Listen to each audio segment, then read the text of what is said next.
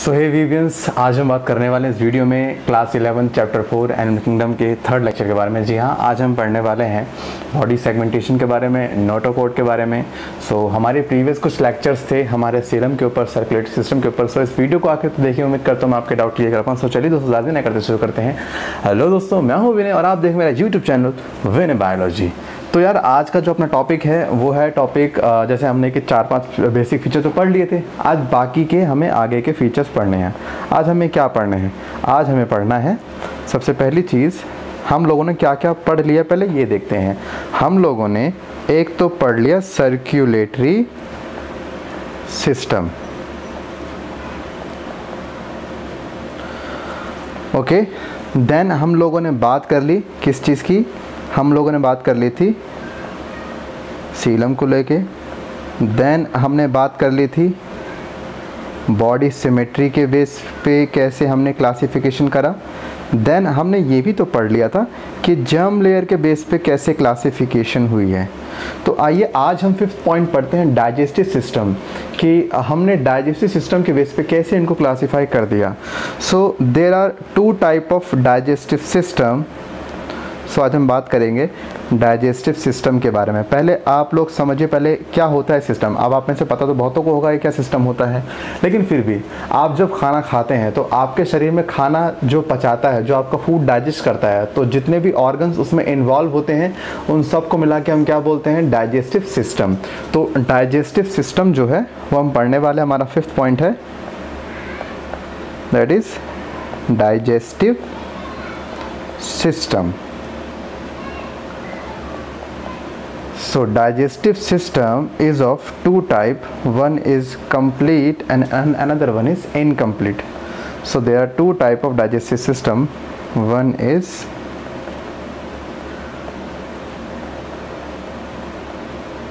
incomplete, second is complete. What is incomplete digestive system? Incomplete digestive system वो होता है जिसमें सिर्फ एक सिंगल ओपनिंग होती है। आप सोच के देखिए कि देखिए हम क्या बोलते हैं कि जिस ओपनिंग से फूड एंटर होता है उस ओपनिंग को अपन बोलते हैं माउथ, है ना। जिस ओपनिंग से फूड आता है बॉडी में, इस ओपनिंग को क्या बोलते हैं? माउथ। और जिस ओपनिंग से फूड बाहर निकलता है उस ओपनिंग को हम बोलते हैं एनस, ठीक। जिन ऑर्गेनिजम्स के अंदर माउथ और एनस की ओपनिंग एक होती है, माने वो उसी के थ्रू बॉडी में फूड लेते हैं, उसी के थ्रू वो बॉडी का फूड बाहर निकालते हैं। सो जिनमें सिर्फ एक सिंगल ओपनिंग होती है जहाँ से फूड एंटर भी होता है और एग्जिट भी होता है। कंप्लीट की बात करें, organism having 2 different opening, that is mouth की ओपनिंग अलग होगी, एनस की ओपनिंग अलग होगी। तो जिनके पास माउथ और एनस की ओपनिंग अलग होती है वो होते हैं कंप्लीट में। क्यों? इनके अंदर खाना आता किसी और रास्ते से है, जाता किसी और रास्ते से। सो जिनके अंदर डिफरेंट टाइप और डिफरेंट ओपनिंग होती है माउथ और एनस की, वो होते हैं कंप्लीट में, और जिनके पास सेम होती है वो होते हैं तुम्हारे इनकम्प्लीट में। आप यहाँ से लेके चल सकते हैं कि आप सेलेंट्रेटा,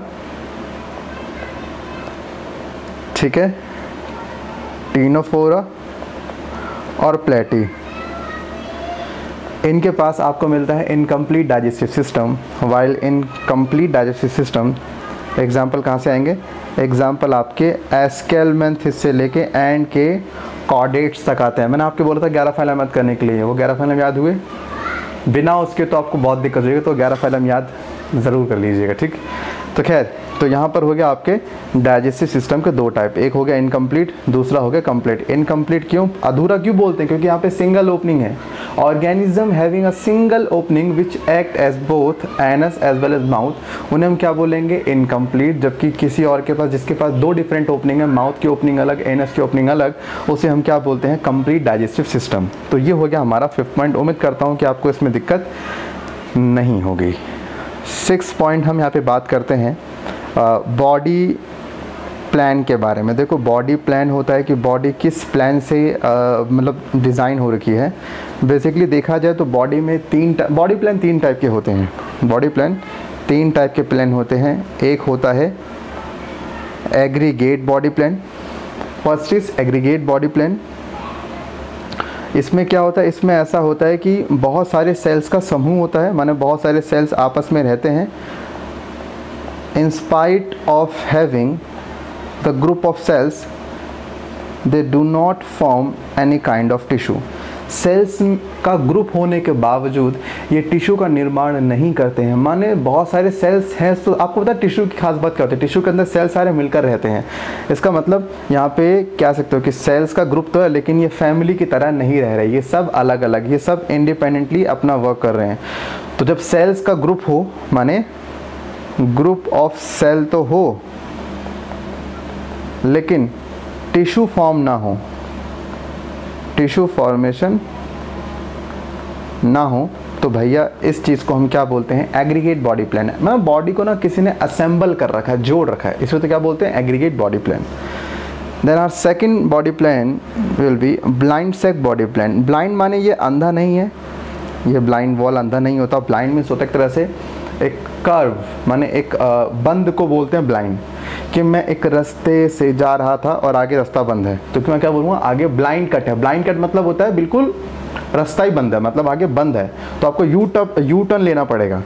तो ब्लाइंड सेक, सेक मीन्स होता है एक empty structure, balloon like structure. तो ब्लाइंड सेक समझ जाइए। ऐसे ऑर्गेनिजम्स में क्या पाया जाता है, इनके पास एक सिंगल ओपनिंग होती है, जिस वजह से क्या होता है, इन्हें हम ब्लाइंड सेक बोलते हैं कि यहाँ से फूड आएगा वापस से मुड़ जाए कि यार रास्ता मिला ही नहीं। तो यहाँ पे क्या बोलेंगे, इनको बोलते हैं blind sac body plan. Example के तौर पे आप याद कर लीजिए, Coelenterata plus as well as Platyhelminthes. ठीक है, ये तुम्हारे क्या हो गए, ब्लाइंड सेक, जिसमें कि एक सिंगल ओपनिंग होती है। देन थर्ड बॉडी प्लान जो यहाँ पर आता है, उसको मैं नेक्स्ट शीट पे करता हूँ। जो हमारा तीसरा बॉडी प्लान है, वो तीसरा बॉडी प्लान है, देखिए तीसरा बॉडी प्लान हम लोग पढ़ते हैं tube within tube body plan.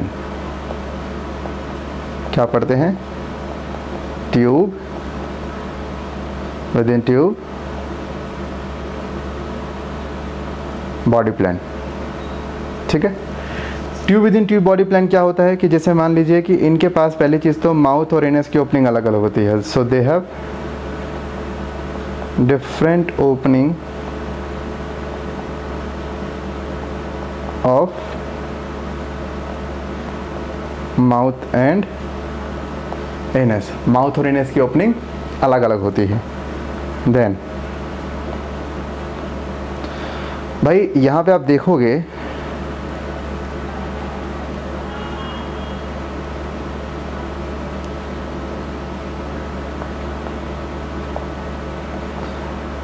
देखो, इनको ट्यूब विद इन ट्यूब कहने का लॉजिक क्या है, लॉजिक समझना।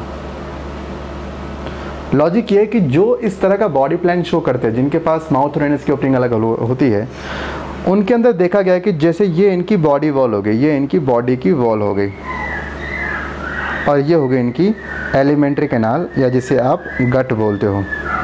तो बॉडी वॉल और एलिमेंट्री कैनाल के बीच में गैप होता है, स्पेस होता है। आपको पता है, सीलम की अपनी बात करते हैं, ये स्पेस होता है। इस स्पेस की वजह से हमें ऐसा लगता है जैसे किसी ने एक ट्यूब के अंदर दूसरी ट्यूब डाल दी हो। तो यहाँ पे क्या बोलेंगे, tube within tube body plan, मतलब बॉडी एक ट्यूब है जिसके अंदर एक ट्यूब ऑलरेडी फिट कर रखी है। So this is known as tube within tube body plan. कहाँ से शुरू होता है, ये शुरू होता है एस्केलमेंथिस से। एस्केलमेंथिस से लेके कॉर्डेट्स तक,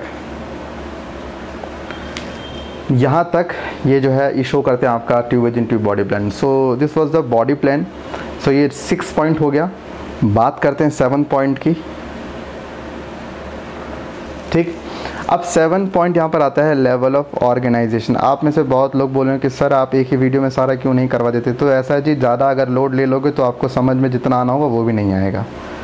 ठीक है, इसको हम आराम से इसलिए करें ताकि आप आराम से चीज़ों को याद करें। जो चैप्टर डिफ़िकल्ट होते हैं उनको स्लोली करना ही आई थिंक ज़्यादा बेटर रहता है। सो लेवल ऑफ ऑर्गेनाइजेशन क्या होता है, देखिए लेवल ऑफ ऑर्गेनाइजेशन का मतलब तो बॉडी किस लेवल पे ऑर्गेनाइज है। कैसे, बॉडी में पे भिन्न भिन्न टाइप की ऑर्गेनाइजेशन होती है। जैसे कि एक होता है सेल्यूलर लेवल ऑफ ऑर्गेनाइजेशन। क्या होता है, cellular level of organisation. Then second बात करते हैं